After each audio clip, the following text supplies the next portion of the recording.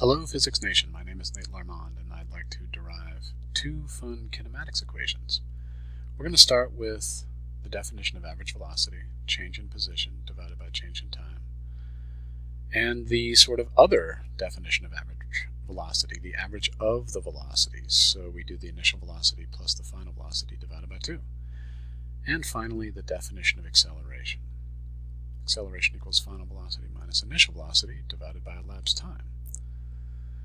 Alright, so trick number 1 is both of these terms equal average velocity, so we set them equal to each other.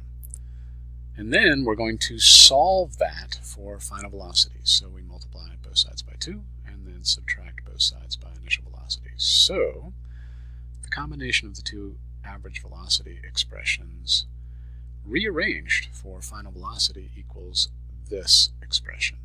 We're going to do the same trick for the definition of acceleration. We're going to multiply both sides by elapsed time and add initial velocity to both sides.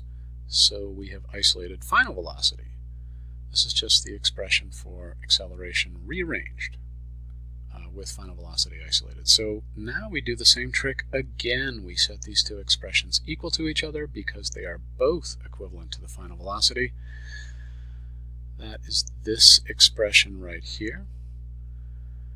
And so let's see, we add the initial velocity to both sides. That combines over here to be 2 initial velocity. And then it looks like we multiply both sides by elapsed time. You have to distribute that between these two terms, so you get elapsed time squared multiplied by acceleration plus 2 times initial velocity multiplied by elapsed time. And finally, we divide both sides by 2, so that's where this coefficient of 1/2 in front of the at squared term comes from, and the coefficient of 2 disappears because it's 2 divided by 2. So there you go. That is a useful model. Change in position equals 1/2 at squared plus initial velocity multiplied by elapsed time.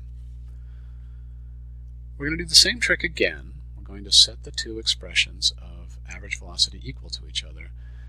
But this time, we're going to solve it for time. So, let's see. 2 times change in position divided by initial velocity plus final velocity equals the elapsed time.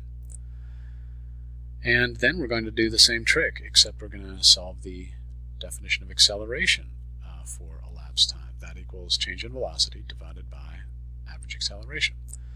Okay, so this expression equals elapsed time, and this expression equals elapsed time. So again, we set them equal to each other. And notice time is gone. So we're going to multiply both sides by a.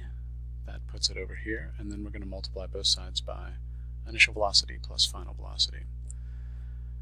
We're going to FOIL this out, as they say, and that becomes final velocity squared minus initial velocity squared equals 2a multiplied by the change in position. And there you go.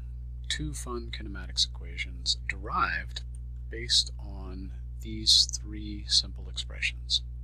See you in the next video.